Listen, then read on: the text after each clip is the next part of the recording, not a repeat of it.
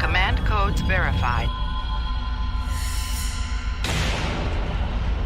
Priority 1 message from Starfleet coming in on secured channel.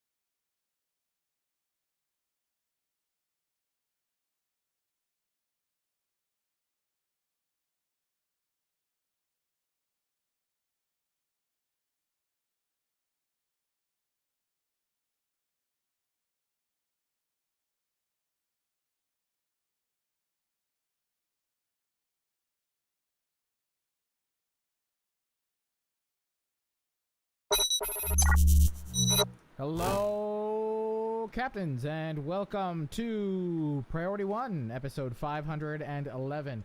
I think we're live. It looks like we're live on Restream, and it looks like we're live on Facebook.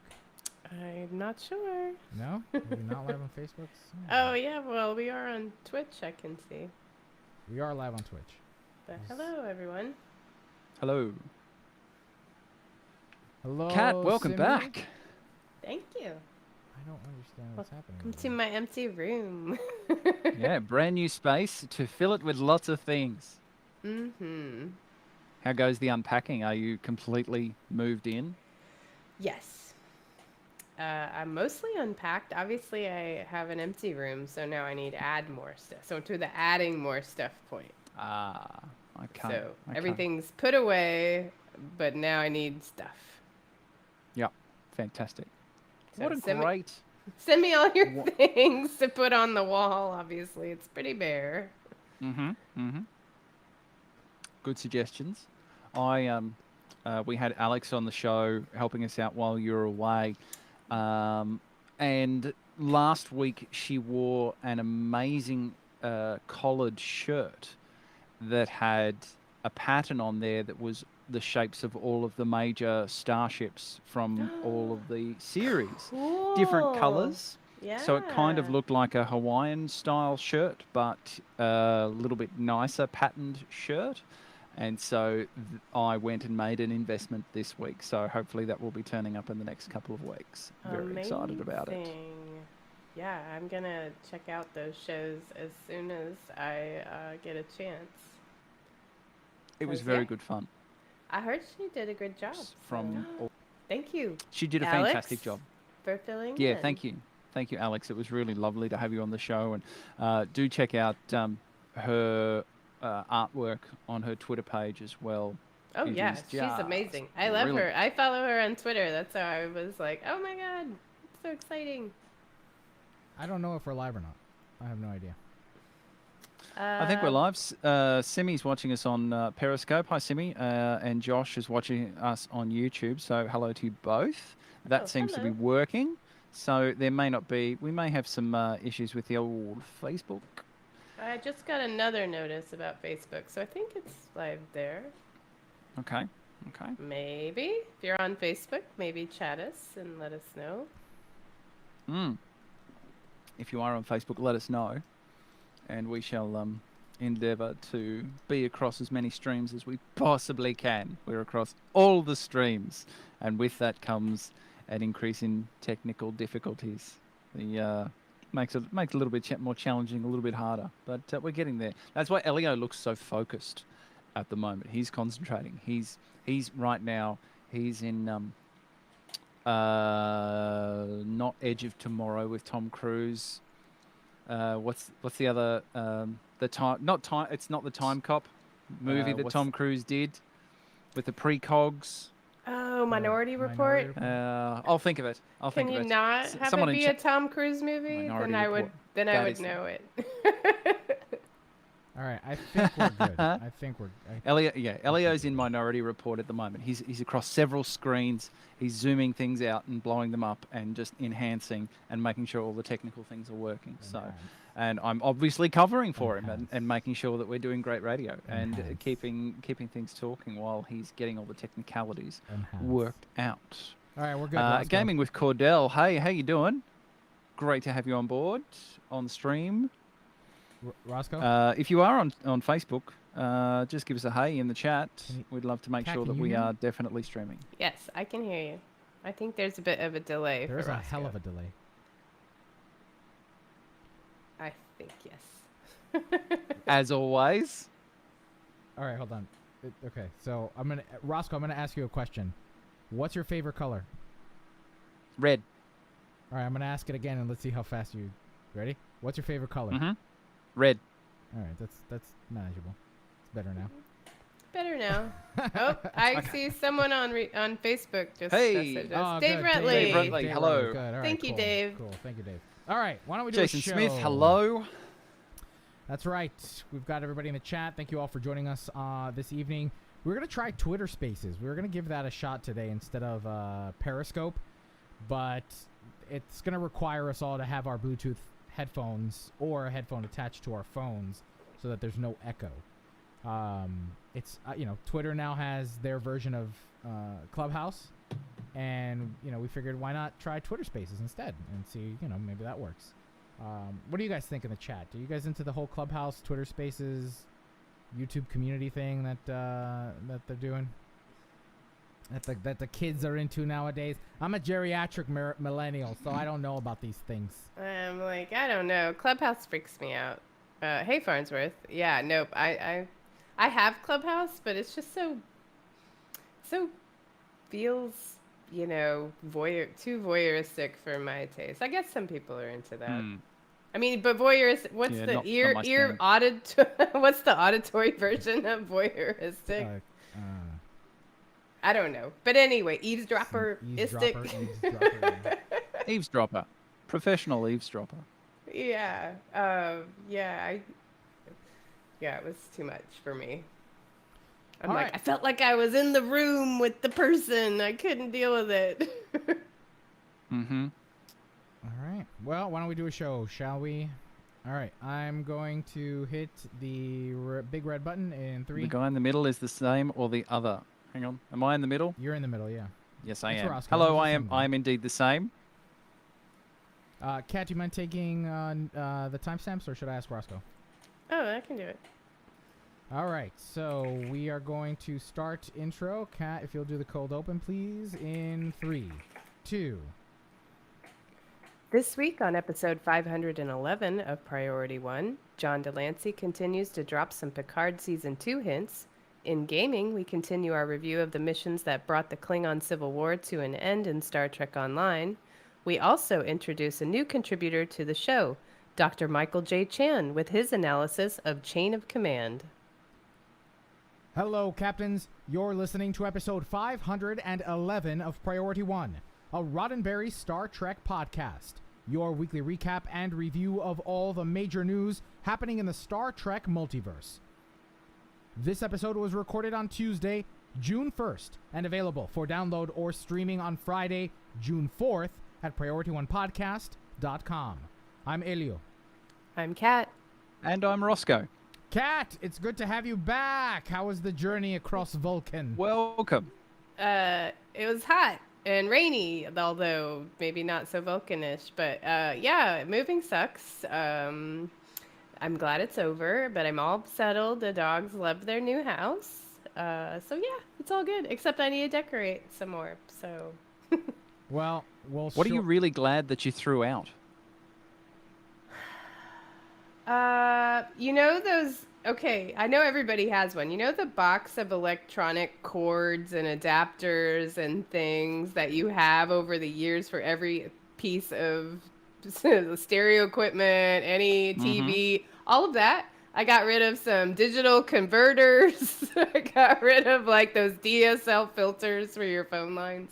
Yeah, all of that stuff. I cleaned out my electronics.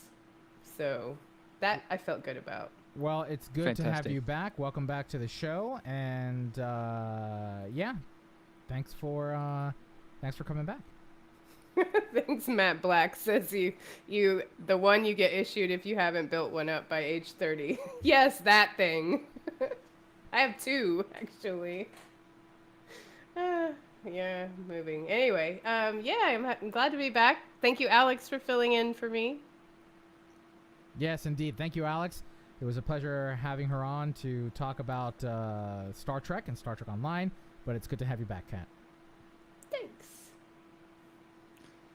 And of course, we want to welcome new listeners to the show, and we hope you'll stay in touch as well. You see, this show is produced by a community of volunteers who donate their time and talents because, like you, they're passionate about what Star Trek is all about. So, we ask you, our favorite listeners, to get involved and be a part of our podcast community. You can follow us on social media so you can share your thoughts about the weekly headlines and quite possibly have them read aloud on our show, or consider joining the team and lending your time and talents to producing this show. If you find, or if you don't have time, perhaps you have some spare change and find value in our podcast. Consider supporting us financially by joining our Patreon family over at patreon.com/PriorityOne. No matter what, our corner of this community is always eager to include more members and share in the passion we all have for Star Trek. So visit us at PriorityOnePodcast.com and learn about all the ways you can help shape our little corner of the Star Trek multiverse, whether by joining our team, becoming a patron, or by being a part of the conversation by joining our communities, like the ones we have on social media or for games via the Priority One Armada. Now, let's find out what's been happening in the Star Trek multiverse. All right, 4/7 that ended.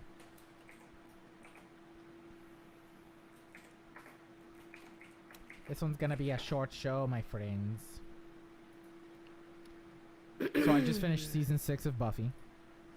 Awesome. I saw that you tweeted that. Did you love the musical episode? I wouldn't say I loved it, but it was fun. It was a nice adventure. I enjoyed it especially like it's not like when you say love, right? Like I think of I love Carousel or I love Sweeney Todd, you know? But you know, like this was supposed to be tongue in cheek, you know? This was supposed to be a fun adventure, not taken seriously kind of thing. And I really enjoyed it for what it was. I enjoyed it and I liked it. My favorite my favorite number was between Xander and Anya. That little duet that they have in the apartment and then the actress who plays Anya was an absolute scene stealer in that and in the best way possible. I tweeted this in the best way possible. The two of them, it was a number out of a classical music theater, you know, romantic comedy kind of adventure, right? Like, I could see this number in something like She Loves Me or something like that, you know? It was really fun. And then the rest of the season, though, of season 6, man, that shit is grim. It is not. It's dark. It is not. It's dark.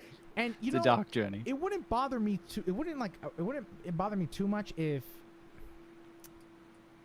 we had some light at the end of the tunnel, right? But even the end, man, even the way the season ends, it's pretty dark. Is just, yeah. like, is that the season with the body? The episode, the body, or did that already happen in season 4 or 5?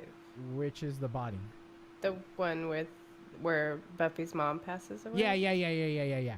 That was an excellent episode. That was, I mean, and I get that, right? You have to kind of, help the characters move along in some way, but that was an incredibly well directed and well written episode. That's just one the of cinematography. I mean, that episode sticks out, I think, for a lot of people that watch it. It's so impactful and yeah, it's profound. But we never recover. Like, there's the whole season 6 is there's just no recovery. There's no moment to be like, everything is back to the way it was, just last season,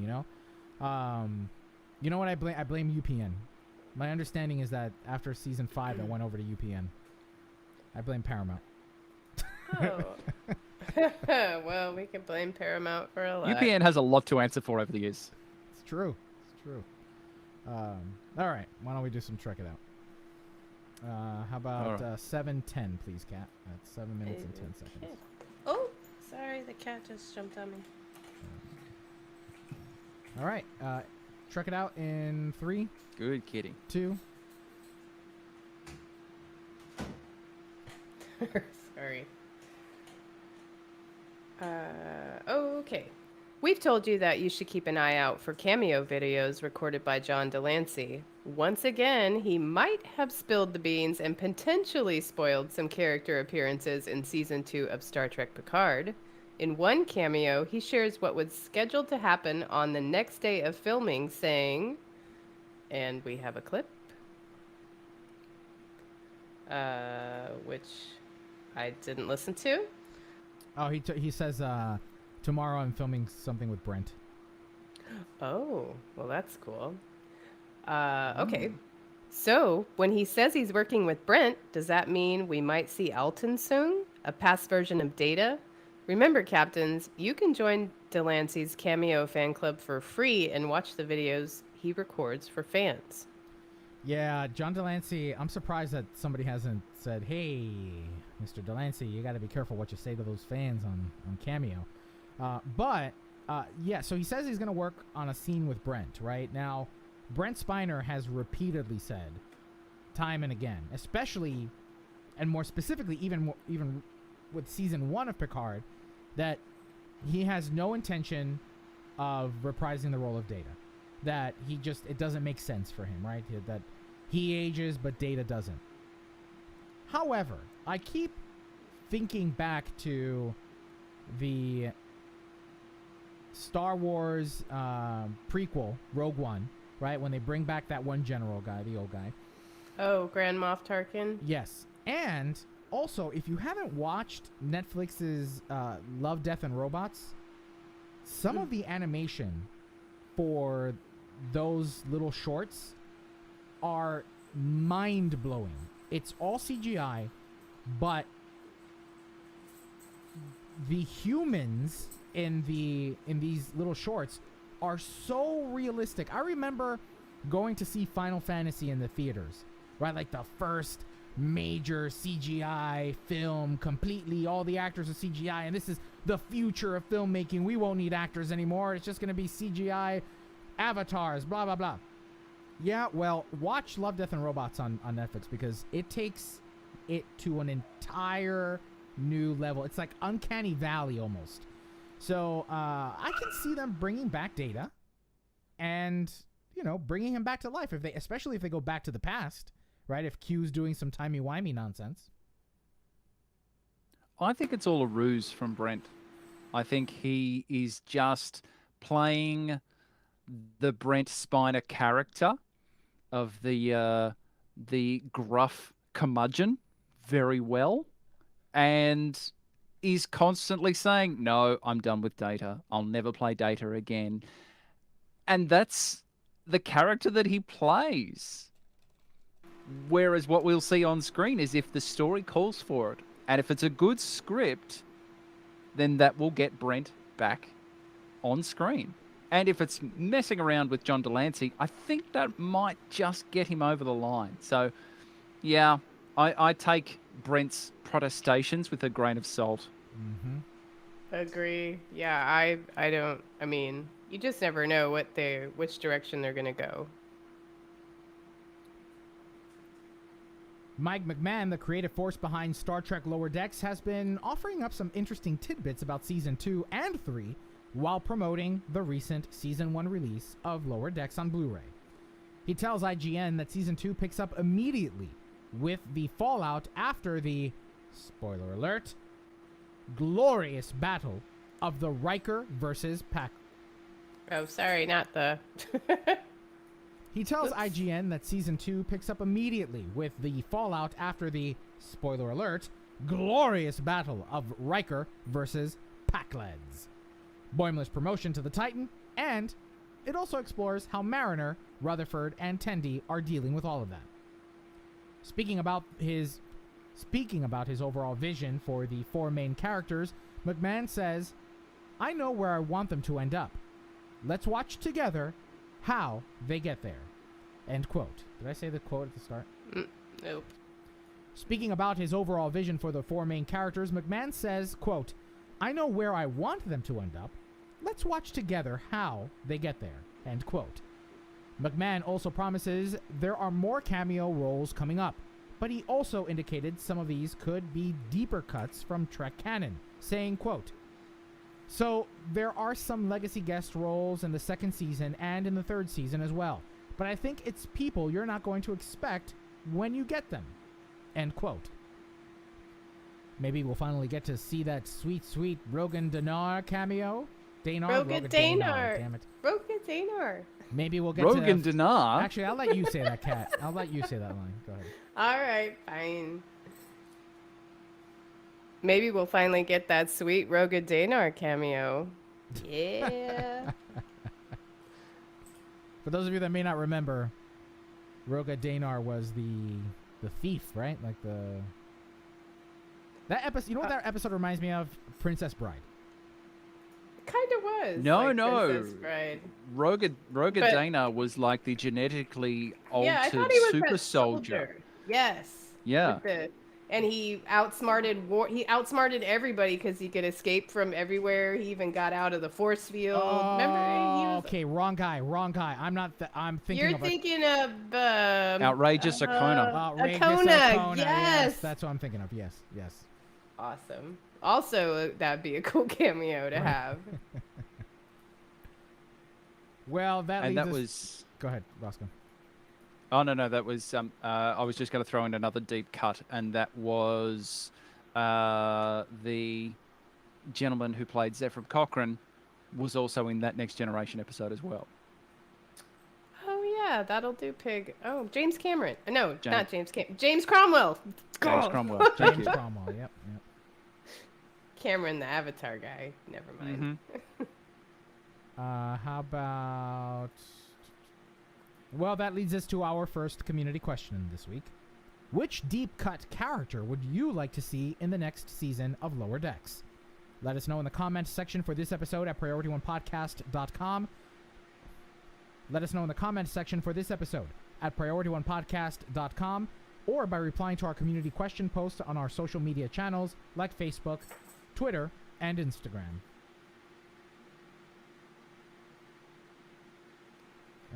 Ross, written by... Do you guys want to switch this, or...? I mean, mine's like one sentence. Yeah, all right, go ahead. Oh, you know what? Why don't we, it's a we one can sentence include thing. it in the... Yeah, we can include it in the roundup. Yeah. Cool.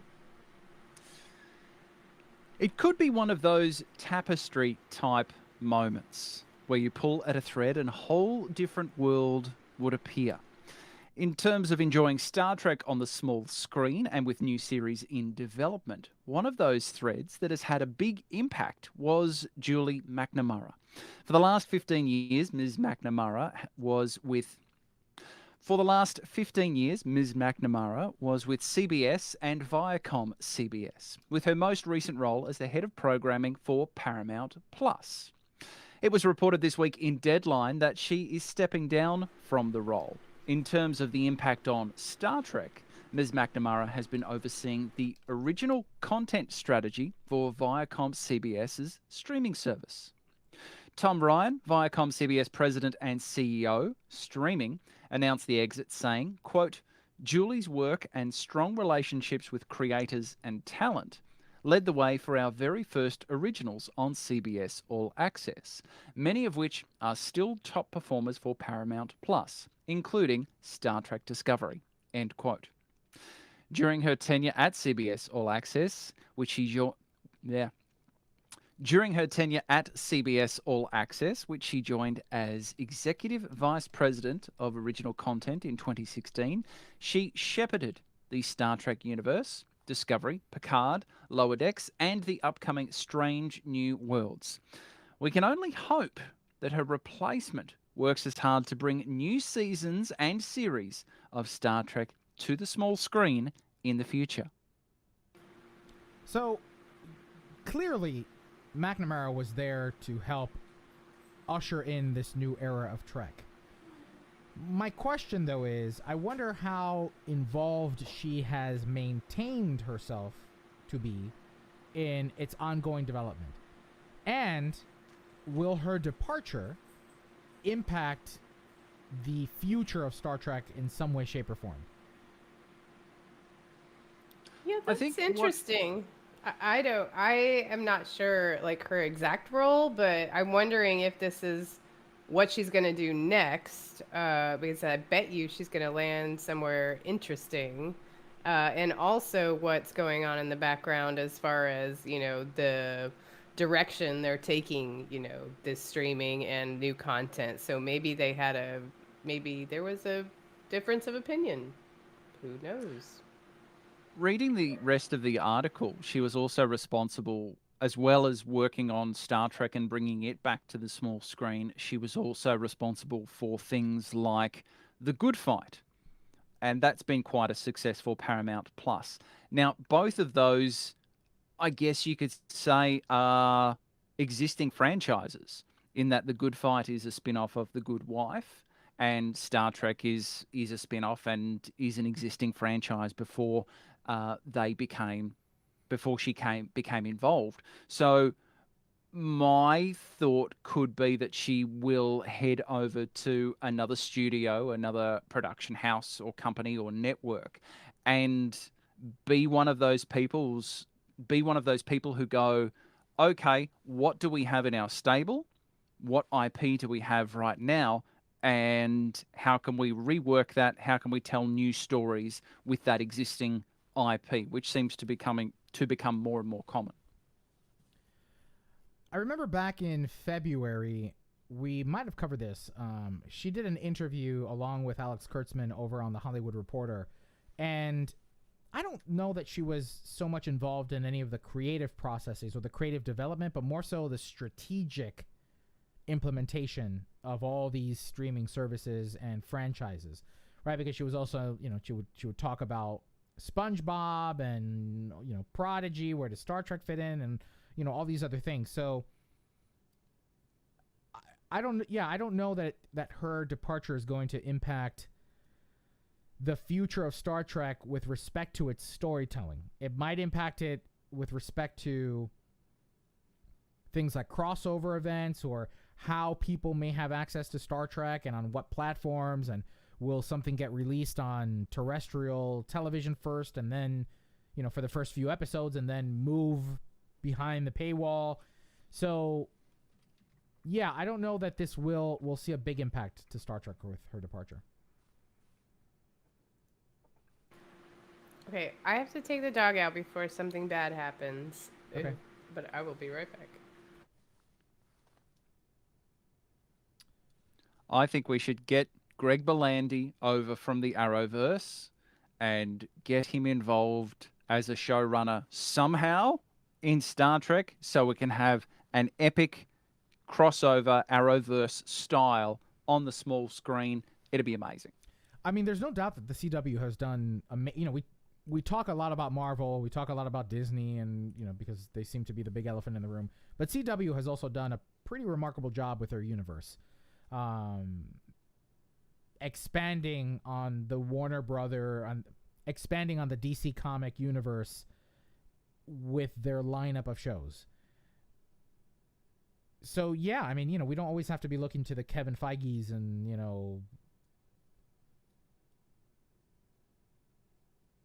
And let's be honest, they started with Green Arrow. Right. Who was not a huge character, so they didn't do it with Batman. They didn't do it with Superman. They didn't do it with Wonder Woman. Started off with Green Arrow, who is a great character, but not one of your big three. Right. And built this whole world from that. Green Arrow was, we can't use Batman, so let's do Green Arrow. We can't have Bruce. He can't throw ninja stars. We'll get him a bow and arrow. It'll be fine.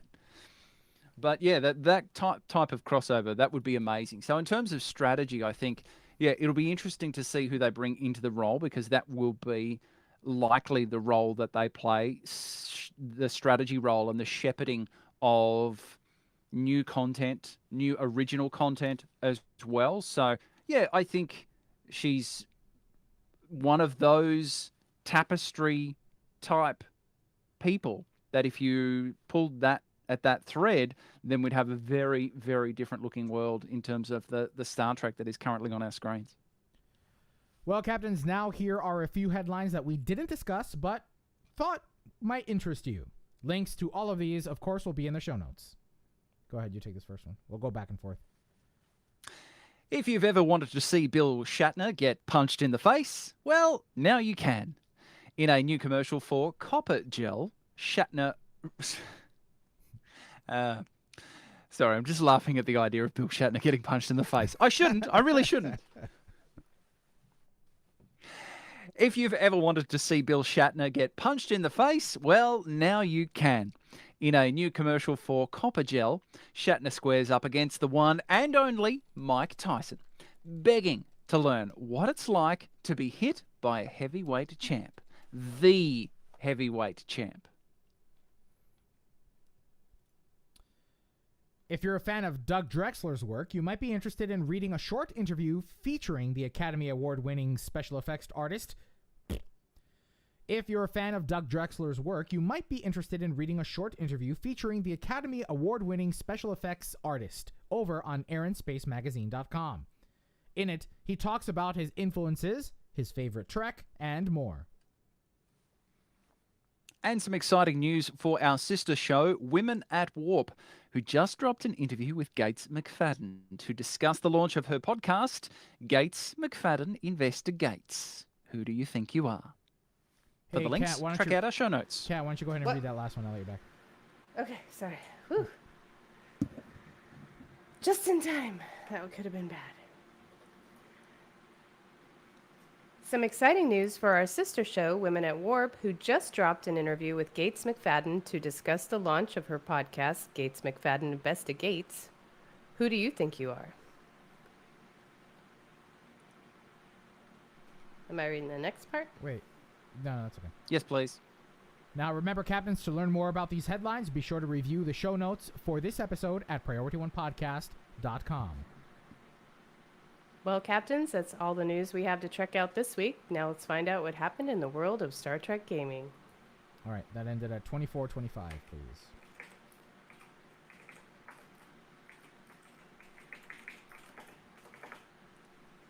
Okay.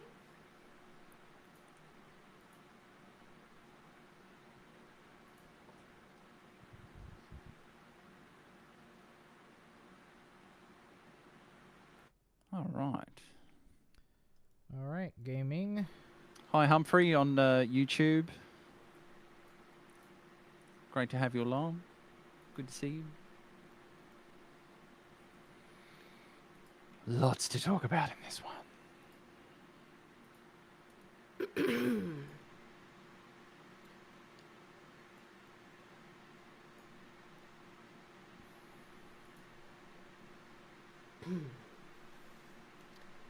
All right.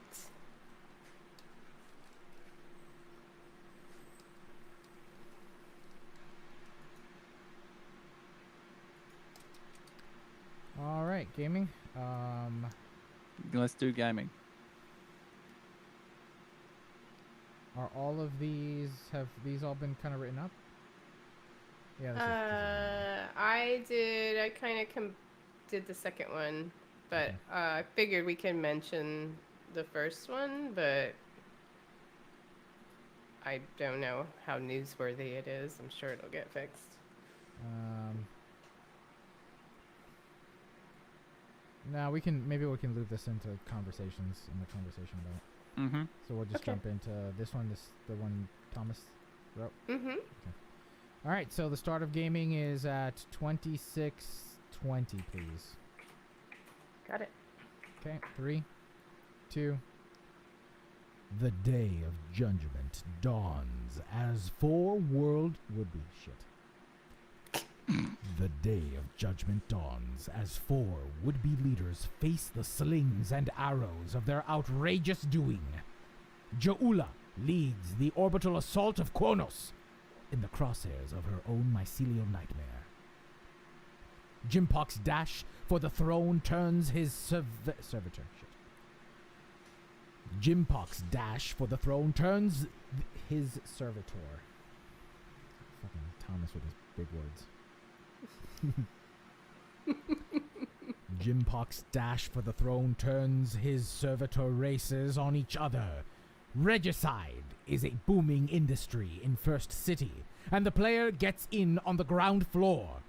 Laurel races to the Great Hall before the Mad Emperor can use her hydro bomb against his people. And Akar probably wishes he got his hands on those personal transporters before the final Batleth comes down. Oh well. A day long remembered ends the Klingon Civil War Act with the... Actually, why don't we split this up? Arc. Klingon Civil War arc. You said act. I mean, it's also an act, I suppose. Well, I'm saying let's split this up. So, Kat, why don't you take this part? This next part. Okay. A day long remembered. Mm-hmm. A day long remembered ends the Klingon War civil arc with the Empire under new management and a new face. Or an old face. Cloning is weird. Anyway, Jimpox's career and life ends after Ja'ula and Laurel make a disarming argument in favor of new leadership. Having made Hang on, Kat, go back. You said Klingon War Civil Arc. Oh. Not Klingon Civil War Arc. Sorry. Well, you know, words are hard. Mm-hmm. All right. A day long remembered ends the Klingon Civil War arc with the Empire under new management and a new face. Or an old face. Cloning is weird. Anyway, Jimpox's career and life ends after Ja'ula and Laurel make a disarming argument in favor of new leadership. Having made good on her deal with the Feklar, 2 conniving schemers for the price of 1, Ja'ula hands the Chancellor's Batleth off to Laurel, picking up the torch for her instead. At the final party, they talk about working closer with the Alliance of 2411, not a promise we'd expect from the Klingons of 2255. Their mood is optimistic, but we've seen how easily the Empire shatters under the strain of remaining Klingon. And it's hard to shake the feeling that we'll be back here, knives in hand, all too soon. All right, so last week we talked about the first episode of this 2-episode finale. Roscoe, I presume you finally had the opportunity of playing at least the first mission? After you've played them, what is your thought on I that have first played mission? both the first and second mission. Let's since you didn't play it last week, I'll give you a little few seconds here to talk about your thoughts on that first mission. Okay.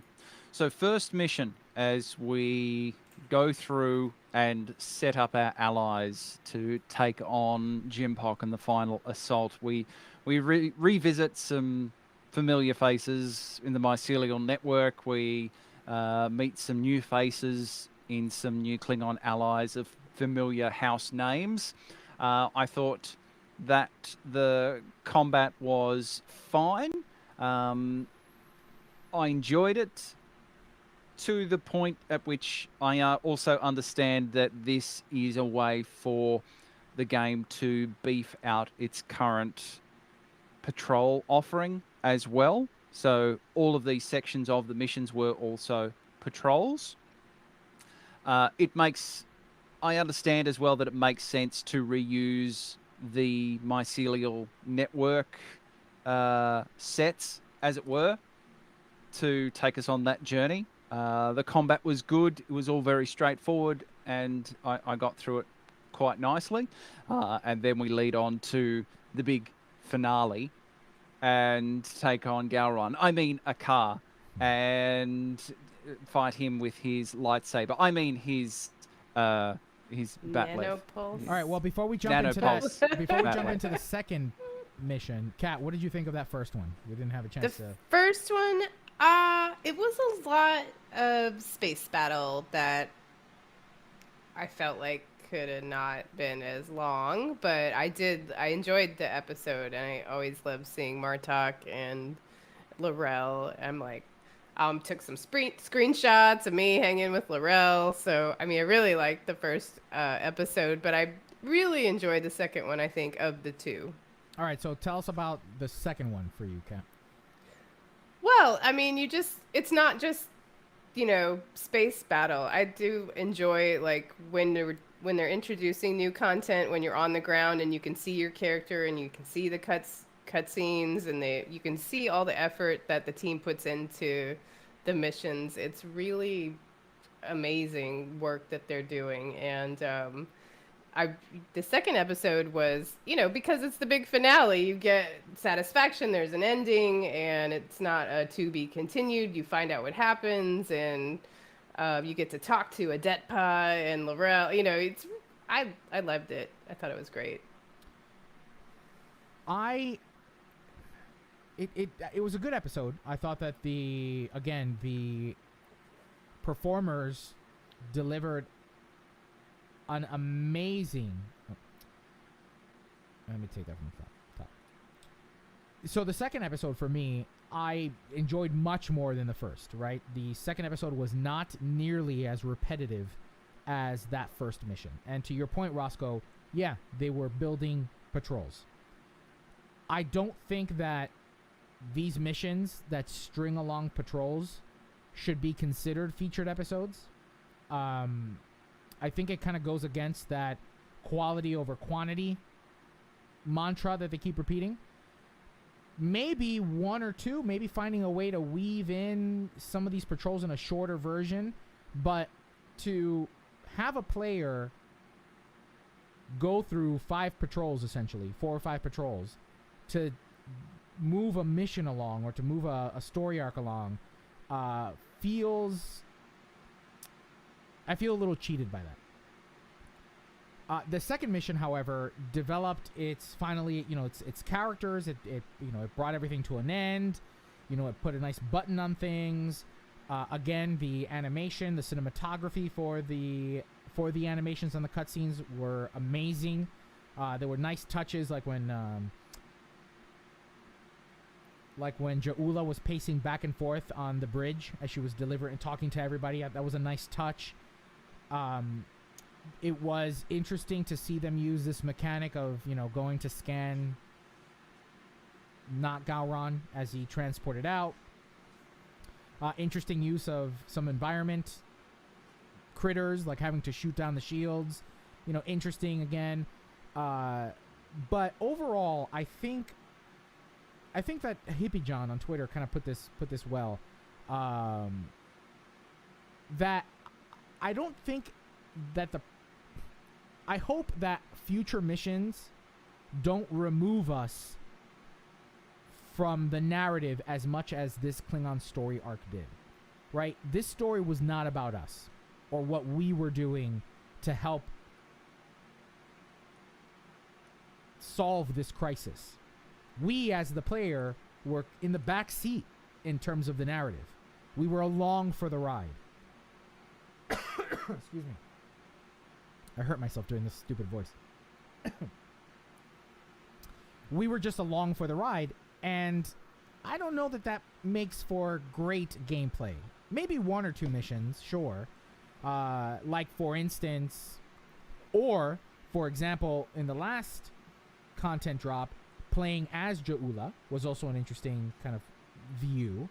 But yeah, I didn't feel like I was doing anything. I was just there to be along for the ride. Whereas during the Iconian arc, right, I felt like I was making an impact on what was happening, right? My choices made an impact. So I hope that moving forward, for me, this was not my kind of storyline. And I hope that moving forward, they don't do this again. Yeah, I agree with your point there. Like, you definitely feel removed because, you know, you can play these missions with any character, whereas, you know, doesn't matter really if you're Klingon or Federation or whatever. You're just hanging out, like, you know, helping, but you're not really, yeah, making a huge difference like you did in the Iconian arc. So yeah, I agree with that. But I mean, it's still really cool to hang out with Laurel. My couple of takeaways were, I agree with you in terms of the shoehorning patrols together. Mm-hmm. I don't have a problem with patrols. I really like them. If I need to get some XP, if I need to get some, get my starship traits knocked over, then that's a good way to do it. I also didn't have a problem when in the Discovery arc we had about 4 or 5 patrols as individual missions. They weren't chained together. They were there as individual missions. I thought that was absolutely fine as well. That worked for me, no problem. But the shoehorning together of 2 or 3 patrols to make a feature mission, I'm not a huge fan of that. I can see what they were doing in terms of beefing it out. But yeah, it kind of left me wanting a little bit. The other issue that I have is that I really don't like Ja'ula. I now we're supposed to see her as an ally. It's like, bitch, you blew up a starbase. Yeah. And now we're friends? Okay, cool. No, thank you. No, I'm okay. So yeah, I find that interesting. I feel like she maybe hasn't done, in terms of just character, there hasn't been enough redemption for me to want to bring her on side, for me to be okay with fighting missions with her and having her as an ally. That's just yet. I forgot all about that. Yeah. She killed my captain. She killed my Discovery captain, and then she said, I'm really sorry about that. He seemed like a good guy. It's like, you knew him for 5 minutes, all right? Come on. Yeah, maybe they could have done another mission where you are Ja'ula, maybe some backstory or, you know, like more about her so you connect with her and it's not just all of a sudden she's, oh, we're friends now. You know, in the drama that happened last week, the Grand Nagus, who's you know, pretty prominent in the community, longtime community member, he hangs around on the forums and on Reddit and Twitter, you know, had made some suggestions in his reply to the developers and the imbalance between items for sale and content, right? And one of the things that he mentioned was, well, let's reuse environments, right?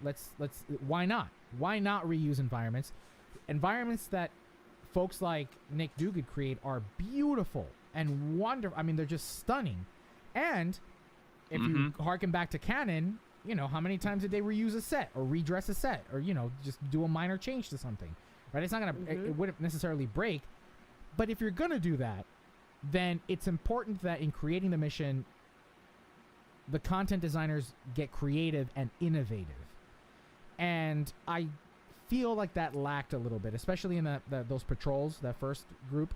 I just want, you know, if we're going to have these massive gaps, these 4 or 5 month gaps between a featured episode, then... and we're only going to get 1 or 2 after 5 months, then I feel like, you know, even if we do reuse a map, then all right, let's figure out a way to get the player to think creatively and engage with them in whatever tasks we need to have them do. And I just don't feel like we got that in these episodes. Yeah, I agree. I mean, I love the mycelial realm and going, and I love the animation when you go from one platform to another. I love it. I'm really glad they reused that, but yeah, I mean, it's the same path that you took the last time. Right. So, But reverse. Yeah. So, yeah, I agree. Maybe we could have done something else, not corrupted Elachi that we already had. Is this old? What is this? What? Oh, that's the thing you were just mentioning, so I guess we don't have to discuss that. Oh, no, yeah, we covered this last week. Oh, okay. Well, that was in the top. Mm-hmm. Yeah, no, we covered this last week. All right, then. Sorry. Dave Collins in the chat makes a very good point and says the first scene in the first episode, he was so excited when Martok needed our help to decide whose plan to use. He thought it was going to be an actual choice, but then the choice was scripted. And I had a very similar moment where I thought, oh, which way are we going to go? We have the control here in the direction of the mission. And yeah, for a moment, I thought, this is great. This is a new element, choose your own adventure style game element to Star Trek Online, but it was scripted. So yeah, I think that I hope that's a learning I hope that's something that Cryptic can take away from this, the excitement at the possibility of something like that and how that could potentially form a future part of the game. Because if players are excited at the prospect of that, then maybe that's something they would consider putting in a future episode or two. Well, they kind of did in Measure of Morality. I mean, a little bit, so you could tell that was really thought out. That would have been kind of cool just to have some variation, if you pick this, it does something just a little different. It doesn't have to be like a whole other thing. It just something. Look, what I'm about to say is scandalous, and it's going to upset a few people, probably. But for the first time since this game launched, I felt like the development of these missions fell on the shoulders of only one or two people. What I'm saying is, it feels like to me that the team has grown smaller, whether they had to reallocate to another game development like Magic the Gathering or not. For the first time, it felt to me like, okay, let's deliver what we can with what we've got. Let's try to tell a compelling story. Again, the second one wasn't terribly disappointing, but it just, these rumors that circulate about the team being smaller now to make way for new games and whatnot, for the first time in the 10 years that this game has been out, these two missions made me feel like, yeah, you know what? It feels like not as many hands are working on developing new content, playable content. Well, I'm willing to hold off judgment until those rumors are no longer rumors. Well, until we're they're never going to get rumors. We're never going to get. We're never going to. Nobody's going to. No company is ever going to come on the show and be like, "Yeah, we're down to we're only 5 people working on it right now." They're never going to admit to that. Mm-hmm. But for the first time, it kind of felt like this was on the shoulders of one developer, or one person, and not a collaborative big team the way it used to be. Maybe it's to an adjustment of COVID, having, everyone was distanced and working from home, and maybe not, you can't just be, oh, I had this great idea, in the hallway or whatever. What if we did XYZ? Maybe this is what happens, from remote working. I don't know. That's maybe grasping at straws, but it could have had an impact. I want to believe it. I really do want to believe that. I think that's a fair point. That COVID was the big impact for all of this. But we've been told that the transition was actually pretty smooth and seamless. That there were some hiccups the first couple of months, but once IT got the infrastructure in place, now it's for Cryptic, for the entire company, it's optional to go back to the office. If you follow any of the devs on Twitter or Facebook, they're talking about moving back to cheaper places, moving back to cheaper locations. So I'm aware. So, Everybody's leaving. I want to be like, yeah, you know what, you're right. It could have been the COVID impact, but I don't know.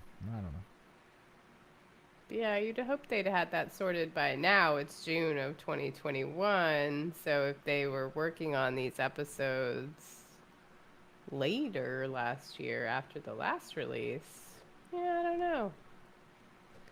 But yeah, I mean, maybe it's also trying to come to terms with all the new Trek that's out there, and maybe finally they will realize, hey, we don't need to rely, we should just continue doing our own thing and not try and Man, I hope so. Make it fit. From your mouth to the great bird of the galaxy's ears. I'm curious what you both thought, what you enjoyed about these latest episodes. The two that just came out? Mm-hmm. I mean, other than seeing the characters that we love, Martok and Laurel and Adepa and, those guys, and not Gowron. I actually like that guy too. Mm-hmm. Yeah, I mean, not a lot sticks out. I mean, the enemies weren't unique or new or, it's just Klingons and Ilachi, And flaming which targs. is a weird mix. I mean, I don't mind targs with lasers. I mean, that's cool, but Yeah, for me, same thing. I think that what saved these two missions were the dialogue and more specifically the performers. I almost felt like J.G. Hertzler knew that Robert O'Reilly was also contributing and that he felt the need to up his own game as a Klingon. Like, I kind of got that sense, like he was like, I wonder if I can out Gowron, like it was it was great. It was fantastic. But yeah, honestly, other than the excellent performances and great dialogue that went with it, as a gamer, as somebody who is not just in it for Star Trek, but also to, experience gaming, again, it wasn't, nothing felt innovative, other than scanning the, following not Gowron as he transported and the use of the wall targeting critters. Like, that was about it. yeah, I mean, there wasn't any new mechanics. Like, even that one with the mycelial wave coming at you, that was, stress inducing and new. And you're like, I gotta get out of here and save these people. Oh my God. That one you actually was like, it was new and different. We never had to do that before. But this one had a bunch of the same stuff Now, we always do. I did. Go ahead, Roscoe. I did find myself with that mycelial wave just running past the occasional person going, it's too late. I'm sorry. I have to leave you. I have to run. I've got to go. I did that too. I'm going to disintegrate. Is this an older mission or is this the new TFO? The one like 2 episodes this is on before Kittima. that one? Yeah. Oh, okay. The I have not played the new TFO yet because last I went to check, it was incredibly buggy. Like people just were unable to complete it. Does anybody know if they have since fixed that? I have not played the new TFO for that reason. I don't know if it's been fixed, but I've been having this issue when I log into the game where it won't log in, and then I have to task manager and then end the game client and then re-log in to get it to launch the first time, which is weird. So I don't know if anyone else is having that, but I heard Nikki said she had that happen, and a few other people said that too. So I don't know if that's just a new feature of the game, or what.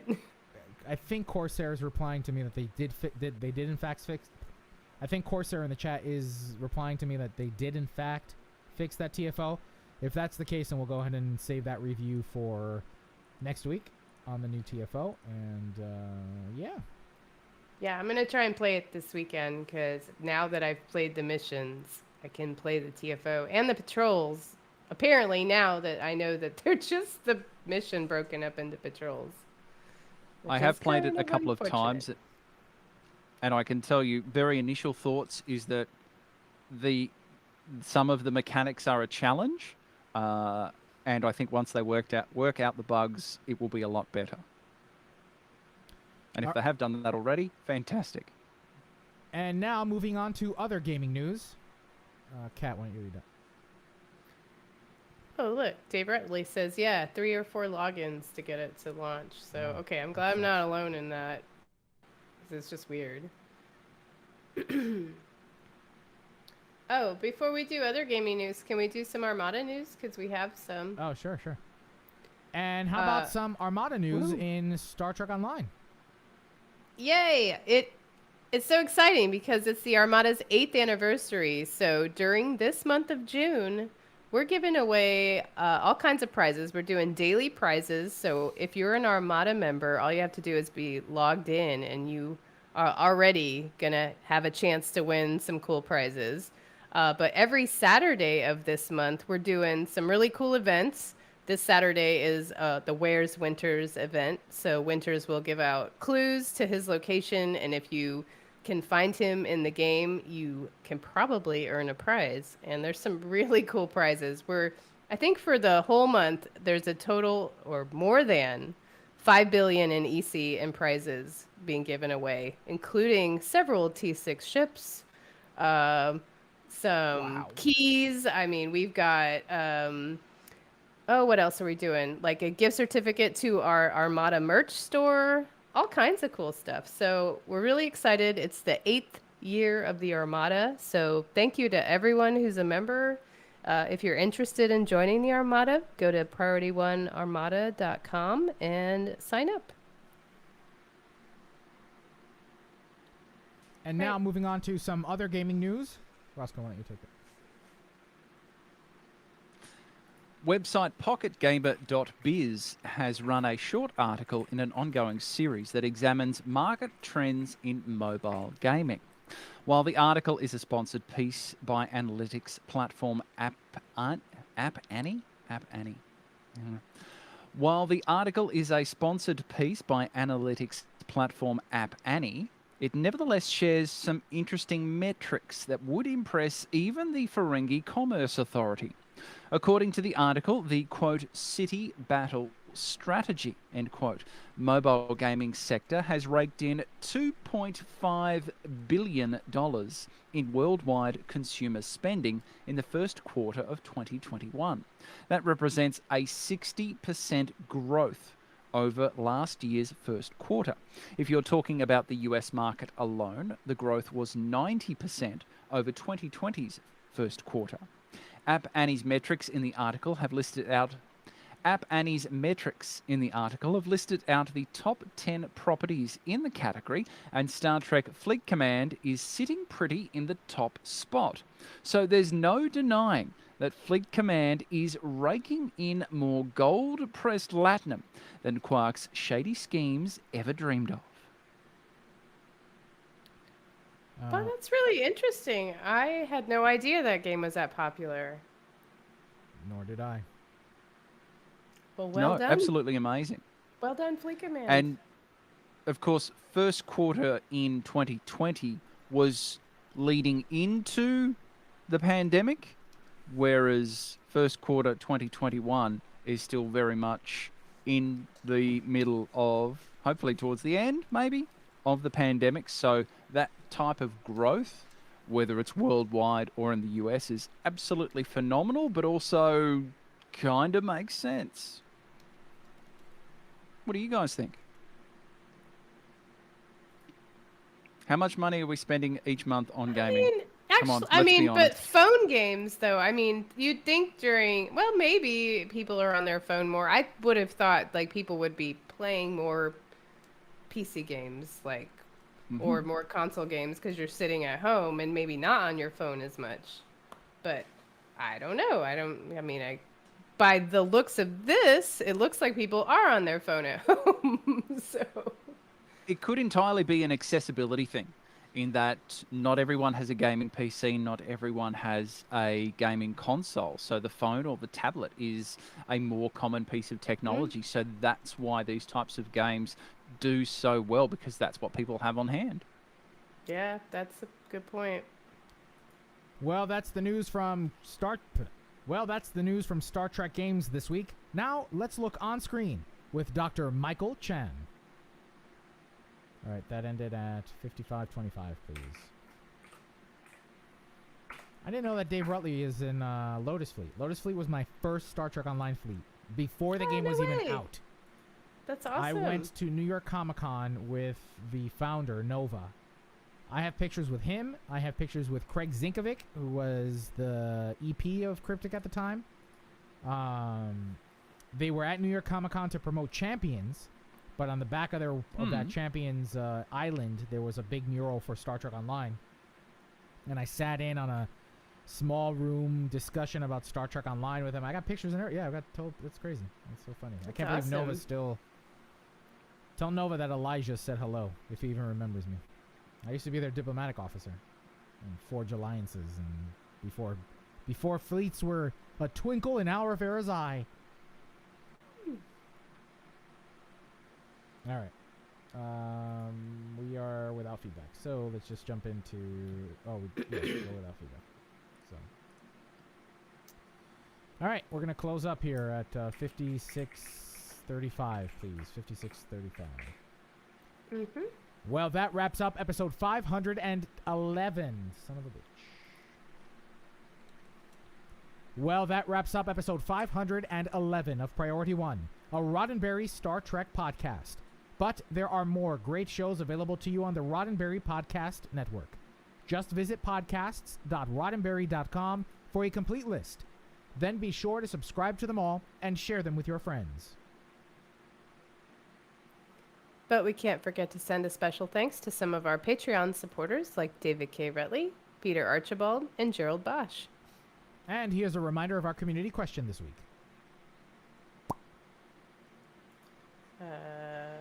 Deep cut. Got it. There it is. And here's a reminder of our community question this week. Which deep cut character would you like to see in the next season of Lower Decks? Captains, it's important to us that you get your voice heard and that you participate in the conversation. Leave us a comment on our website at PriorityOnePodcast.com, on our Facebook page at Facebook.com/PriorityOnePodcast, or find us on Twitter and Instagram at PriorityOnePod. I just thought of a deep cut character that I want to see, but I'll come back to that. And if you're still craving more, be sure to spend time with Winters, Anthony, Thomas, Gray, and me, plus the rest of the Priority One Armada. Saturday nights, the Armada broadcasts live to review the latest news from Star Trek Online and the Armada community, including spotlighting some of our amazing members. With regular giveaways, there's something for all Star Trek Online players, whether you're new or veteran. Follow us on all our social media accounts for broadcast times, and if you'd like to join the Armada, visit PriorityOneArmada.com. This episode of Priority One is brought to you by our patrons through Patreon.com. During these difficult times, we are humbled by the continued support of our patrons who find value in the content we produce each and every week. For more information about how you can support the show, visit us at patreon.com/PriorityOne. And don't forget to tune in to Priority One Productions' Guard Frequency podcast at guardfrequency.com. Each episode, the Guard will take you inside the universe of your favourite space sims, including a tabletop adventure played out by your hosts. And Heroes Rise brings you up to date with the world of Dungeons and Dragons. Learn all about the latest publications, tools, tips, tricks, and traps in less time than it takes to skin a wyvern. Head over to heroesrisepodcast.com to discover their secrets. Thanks to our audio editors, including Gray, Brandon, William, Daniel, Rand, Alex, and not Lennon. Ha, Lennon's in the chat. Thanks to our audio editors, including Gray, Brandon, William, Daniel, Rand, Alex, and Lennon. Thanks to our producer, Jake, and associate producers, Shane and Thomas. Together, they help us organize and write up our summary of the weekly headlines from the Star Trek multiverse. Thanks to our graphic artist, Alejandro, with support from Jason of the Priority One Armada. Thanks to the composer of our theme music, Chris Watts. But most importantly, a big thanks to you.